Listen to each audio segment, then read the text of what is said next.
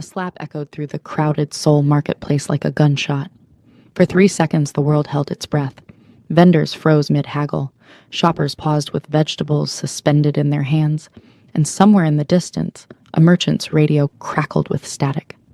And at the center of it all stood Arya, her palms still tingling, her chest heaving with righteous fury, staring down the most dangerous man in Seoul without knowing it. She had been living in Korea for 8 months, working 3 jobs to send money home to Lagos, navigating a world that often looked at her dark skin with curiosity, or worse, indifference. She had learned to be invisible, to keep her head down, to survive. But what had just happened crossed every line she had sworn never to let anyone cross again. Before we dive into how one slap changed 2 lives forever, make sure you subscribe to K-Drama Fairy Tales and hit that notification bell so you never miss our most thrilling stories. Drop a like if you're ready for this intense mafia romance. Now, let's see how Arya's world is about to be turned upside down. It started innocently enough. She had been examining vegetables at a market stall, her canvas bag already heavy with the week's groceries, when she felt someone watching her. She'd turned to find a tall man in an expensive black coat standing too close, his eyes fixed on her with an intensity that made her uncomfortable. She'd moved away, putting distance between them, but he'd followed.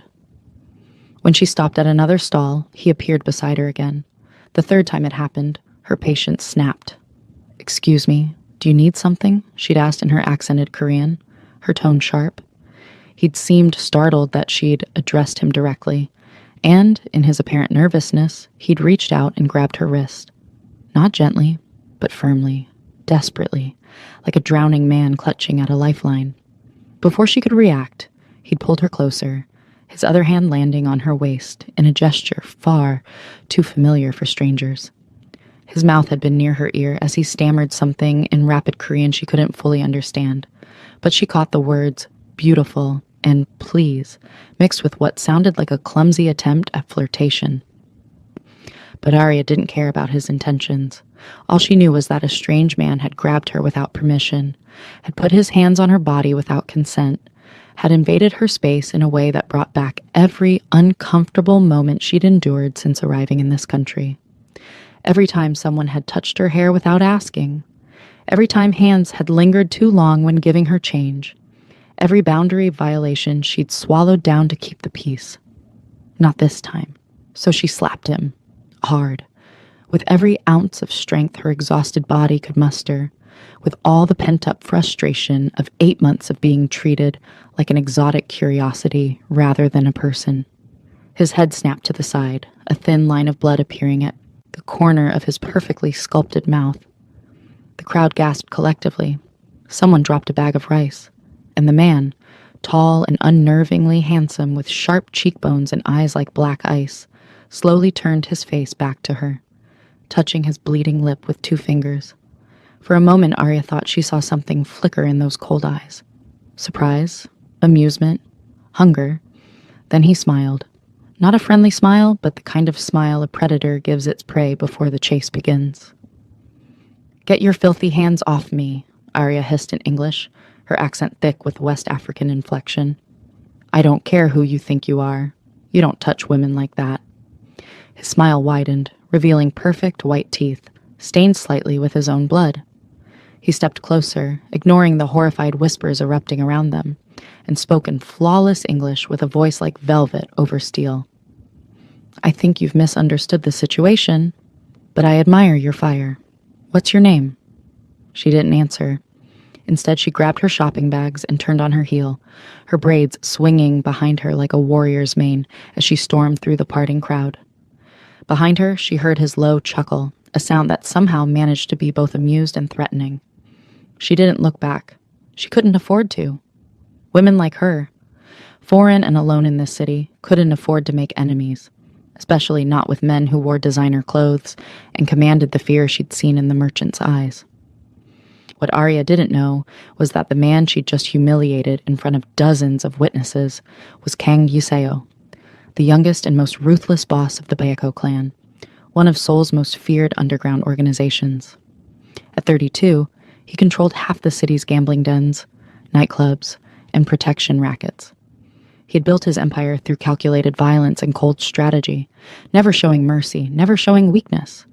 He was a ghost in expensive suits, a legend whispered about in back alleys and boardrooms alike, and no one, absolutely no one, had ever dared to strike him. Until her. Until this African woman with fire in her eyes and defiance in her stance had slapped him like he was nothing more than a common street harasser. As his men rushed to his side in the aftermath, hands reaching for concealed weapons, Yuseo raised one hand to stop them. "Leave her," he commanded quietly, his eyes still locked on Arya's retreating figure. "Find out everything about her. Where she lives, where she works, who she knows. Everything. But don't touch her." His lieutenant, a scarred man named Do-yun, looked confused.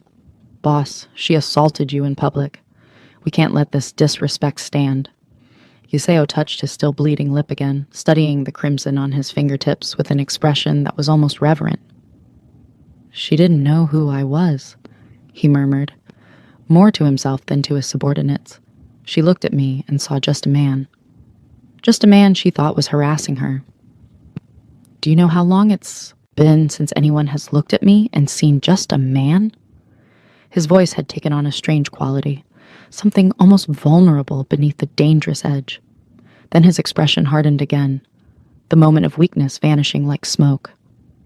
"Find her. I want to know everything by tonight." Across the city, Arya was trying to calm her racing heart as she climbed the narrow stairs to her tiny apartment in Itaewon. Her hands were still shaking, not from fear, but from adrenaline and anger.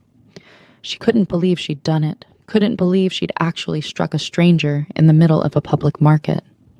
Her grandmother's voice echoed in her head, the warnings she'd given before Arya left Nigeria. "The world is not kind to women who fight back," her grandmother had said. But sometimes fighting back is the only way to stay human. She unlocked her door and stepped into the cramped studio that served as both home and sanctuary, setting her shopping bags on the tiny kitchen counter. Through the single window, she could see the sprawling cityscape of Seoul, a forest of steel and glass that had never quite felt like home. She had come here chasing dreams of education and opportunity, of building something her family could be proud of. Instead, she found herself trapped in a cycle of low-wage jobs and casual racism, invisible to most, and exotic curiosity to others. She was tired, so desperately tired, and for just one moment when that man had grabbed her with such casual entitlement, all that exhaustion had transformed into rage. She didn't regret the slap. Even as her rational mind warned her that she might have made things complicated for herself, her soul felt lighter than it had in months. There was power in that moment of defiance, a reclaiming of agency she'd been slowly losing in this foreign land. She smiled to herself as she began unpacking groceries, humming an old Afrobeat song her mother used to sing. She had no idea that at that very moment, across the city in a luxury penthouse that overlooked the Han River, a dangerous man was studying her photograph with an intensity that made his most hardened soldiers uncomfortable. The photograph had been easy to obtain, a quick bribe to a market vendor, access to a security camera, and Yuseo's tech team had not only identified her, but compiled a complete dossier within hours. Arya Sebastian, 26 years old, from Lagos, Nigeria, student visa, working part-time at a convenience store, a cafe, and as an English tutor. No criminal record, no connections to any organizations, no family in Korea. Alone and vulnerable, like a lamb wandering through a forest of wolves. His finger traced the outline of her face in the photo. Even captured in the grainy security footage, her beauty was undeniable. Dark skin that seemed to glow even under poor lighting, eyes that sparkled with intelligence and defiance, a smile that the camera had caught in an unguarded moment that made something in his chest constrict, painfully. He had encountered countless women in his life. Some had been drawn to his power, others to his money, many to the dangerous allure of his reputation. They had all wanted something from him, had all approached him with calculated seduction or fearful submission. But she had looked at him with disgust, pure, righteous disgust, and then she had struck him. The absurdity of it made him laugh, a genuine sound that startled Do-hyun's standing guard at the door. "Find out her schedule," Yuseo ordered. "I want to know where she'll be tomorrow. And prepare a gift, something appropriate." "Boss," Do-hyun ventured carefully, "what exactly are your intentions with this woman?" Yuseo was quiet for a long moment, his eyes still fixed on the photograph. "I'm going to apologize to her," he finally said, "and then I'm going to make her mine." The words came out with the same certainty he used when ordering executions or planning territorial expansions. In his world, there was no difference between wanting something and taking it. The next morning, Arya was working her shift at the convenience store, restocking shelves and trying not to think about her encounter from the previous day when the door chimed and he walked in. She recognized him immediately. The expensive coat was gone, replaced with a simple black sweater and jeans, but there was no mistaking those sharp features or those unsettling eyes. Her body went rigid, hand tightening around the juice bottle she'd been shelving. He approached the counter slowly, hands visible and empty, a small wrapped box in one palm. She noticed the fading bruise at the corner of his mouth, where her slap had landed. "Good morning," he said in that same velvet steel voice. "I believe we got off on the wrong foot yesterday. I came to apologize." Arya's eyes narrowed. "Get out." His smile was gentle, almost sad. "I understand your reaction. What I did was inappropriate. I grabbed you without permission, invaded your personal space. You had every right to defend yourself. I'm sorry." The apology sounded genuine, but Arya had learned long ago that smooth words from dangerous men were the most treacherous. "How did you find me?" His expression didn't change. I asked around. "You're not exactly invisible in this neighborhood. A beautiful African woman with fire in her soul. People remember you." There was something in the way he said beautiful that made her skin prickle with awareness. Not the crude appreciation she was used to, but something darker, more possessive. "I don't want your apology," she said firmly, "and I don't want whatever is in that box. Now leave before I call my manager." He set the box on the counter anyway, his movements slow and deliberate. "It's just a small token. Traditional Korean honey butter. I noticed you were buying ingredients for baking yesterday. I thought you might appreciate quality products." Then he did something unexpected. He bowed. A full, formal bow of respect, deep and sincere. "I truly am sorry for my behavior. I hope you can forgive me." And with that, he turned and left, the door chiming softly behind him. Arya stared at the wrapped box on the counter, her mind reeling. Something about the entire interaction felt wrong, too calculated, too smooth. But beneath her suspicion was a treacherous flutter of something else. No one in this country had ever bowed to her like that, with such genuine respect. No one had ever apologized so thoroughly for making her uncomfortable. She picked up the box, intending to throw it away, but found herself unwrapping it instead. Inside was the most expensive honey butter she'd ever seen, the kind she'd only glimpsed in high-end grocery stores she couldn't afford to shop in. There was a card, handwritten in elegant Korean and English. "Everyone deserves to be treated with respect. I hope I can prove I'm not the man you think I am." Signed simply, with a name. Kang Yuseo. She should have thrown it away. Every instinct screamed that accepting anything from this man was dangerous. But she was so tired of instant ramen and cheap ingredients, so weary of denying herself even small pleasures. She kept the honey butter. It was the first of many gifts. Over the following weeks, Yuseo appeared in her life with the persistence of a summer storm. Never threatening, never demanding, just present. He showed up at the cafe where she worked, ordering coffee and sitting quietly in the corner with a book, his eyes occasionally finding hers. He was there when she left her tutoring sessions, leaning against an expensive car, offering her a ride she always refused. He sent flowers to her apartment, always traditional Korean varieties with cards, explaining their meanings in both languages. The other workers noticed. The cafe manager pulled her aside with concern. "Do you know who that man is?" she asked in broken English. "He is very dangerous. You should stay away." But Arya was beginning to realize that staying away was not an option Yuseo was going to get to her. One evening, as she was walking home through a light rain, a car pulled up beside her. She didn't need to look to know who it was. "Get in," Yuseo's voice came through the open window. "You'll catch cold.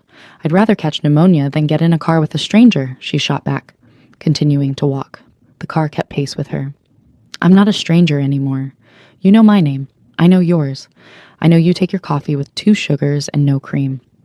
I know you hum when you're concentrating on work. I know you call your mother every Sunday at exactly 2 in the afternoon." The stalker behavior should have terrified her. Instead, it ignited something in her chest, a mix of anger and something else she didn't want to name. "Stop following me. Not until you agree to have dinner with me." "One dinner, Arya. Give me one chance to prove I'm more than the man who made a terrible first impression." She stopped walking, turning to face the car, the rain plastering her braids to her face. "Why? Why are you doing this?" For the first time, she saw his mask crack completely. He stepped out of the car, heedless of the rain that immediately began soaking his expensive clothes, and stood before her with an expression of raw vulnerability that took her breath away. "Because you're the first person in 10 years who has looked at me and seen just a man," he said, his voice rough with emotion. "Because when you slapped me, you weren't afraid. You were angry. Do you know what a gift that is? To be treated like an ordinary man capable of ordinary mistakes, instead of a monster to be feared or a prize to be won." The rain fell harder, but neither of them moved. "Because I've spent every day since that moment trying to understand why a single slap from a stranger felt more honest than every interaction I've had in years," he continued, stepping closer. "Because your fire woke something in me I thought was dead. Because I'm obsessed with you, Arya Sebastian, and I don't know how to stop." She should have run. Every survival instinct she possessed screamed at her to turn around and disappear into the rainy soul streets. But she was tired of running, tired of being invisible, tired of denying herself things she wanted simply because they were dangerous. And God help her, she wanted him. Wanted the way he looked at her like she was precious. Wanted the intensity of his attention, the careful respect he showed her boundaries even as he tested them. Wanted to matter to someone in this lonely city. "One dinner," she heard herself say. "But I choose the place. And you answer every question I ask honestly." His smile was radiant, transforming his cold features into something almost beautiful. Deal. That dinner changed everything. In a small Nigerian restaurant she'd discovered in Itawan, over jollof rice and plantains, Yuseo told her the truth. Not all of it, not the darkest parts, but enough. Enough about his empire, his power, the blood on his hands. Enough that she should have left screaming. Instead, she asked, "Are you going to hurt me?" "Never," he swore, and something in his eyes made her believe him. "Are you going to hurt people I care about? Only if they hurt you first." The honesty was terrifying and thrilling. He wasn't pretending to be someone he wasn't hiding behind comfortable lies. And when she told him about her own darkness, the loneliness that sometimes made her want to disappear, the exhaustion of always having to be strong, always having to prove herself, he listened with an intensity that made her feel truly heard for the first time in years. Their relationship unfolded like a dangerous dance. He introduced her to his world slowly, carefully, always giving her the choice to walk away. She met his men, saw the respect and fear in their eyes when they looked at him, understood the weight of power he carried. And in private moments, in the sanctuary of his penthouse or her tiny apartment, she discovered the man beneath the monster. The way he loved old jazz music and could cook traditional Korean dishes with surprising skill. The scar on his shoulder from a knife fight when he was 17. The photograph he kept hidden of a younger sister who had died. The tragedy that had set him on his dark path. And he discovered her. The brilliant woman who had taught herself Korean by watching dramas and reading children's books. The daughter who sent most of her earnings home to support her siblings' education. The poet who wrote verses in her native Yoruba about stars and belonging. The survivor who had crossed an ocean alone and refused to break. They were fire and gasoline, dangerous and inevitable. His men worried he was becoming weak, distracted by this foreign woman who had no place in their world. Her friends, the few she'd made, begged her to leave before she got hurt, but they couldn't stop, wouldn't stop. 6 months after that first slap, Yuseo took her to a private beach house outside Seoul. The ocean stretched before them like liquid silver under the moonlight, and he pulled her close, his lips brushing her temple. "I need to tell you something," he murmured. "I didn't grab you by accident that day in the market. I'd been watching you for weeks, trying to find the courage to approach you. When I finally did, I panicked and did the stupidest thing possible." She pulled back to look at him, eyes wide. "You were stalking me before I even slapped you?" He had the grace to look embarrassed. "I prefer the term admiring from a distance. But yes, you were this bright, fierce presence in my gray world, and I didn't know how to approach someone like you normally. So I made a terrible choice and paid for it with the best slap I've ever received." She should have been angry. Instead, she started laughing, the sound carrying across the empty beach. "You're insane. Completely insane." "Insanely in love with you," he corrected, and then caught himself, eyes widening slightly, as if surprised by his own words. Arya's laughter faded, her heart pounding. "What did you say?" He cupped her face in his hands, those dangerous hands that had done terrible things, but held her like she was made of starlight. "I love you, Arya. I've loved you since you looked at me with disgust instead of fear. Since you slapped me and walked away like I was nothing. Since you gave me a chance to be something other than what I've always been. And I know I don't deserve you. No, I'm everything you should run from, but I'm asking you to stay anyway." The ocean whispered against the shore. The moon painted them in silver.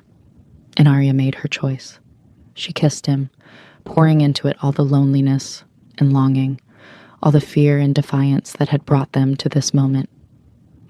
When they finally broke apart, she smiled against his lips. "I love you too, you ridiculous, dangerous, obsessive man. But if you ever grab another woman like that, I'll slap you again." "Promise?" he murmured, and she could hear the smile in his voice. "Promise." They stood there on that beach. Two people who should never have fit together, who had found in each other something neither had known they were missing. The African girl who had refused to be a victim, and the Mafia boss who had been humanized by a single slap. Their story was far from over. There would be complications, dangers, the constant threat of his world colliding with her dreams. But in that moment, wrapped in each other's arms, with the ocean as their witness, they were simply Arya and Yuseo, two souls who had found each other in the chaos of soul, who had turned a moment of violence into the beginning of something beautiful and terrible and absolutely undeniable. And it all started with a slap that echoed through a crowded marketplace, a slap that changed two lives forever. If you love this dangerous romance that started with one unforgettable slap, don't forget to subscribe to K-Drama Fairy Tales for more thrilling stories of forbidden love and unexpected connections. Hit that like button if you're Team Arya and Yuseo. Drop a comment telling us what you'd do if you accidentally slapped a Mafia boss, and share this video with someone who loves intense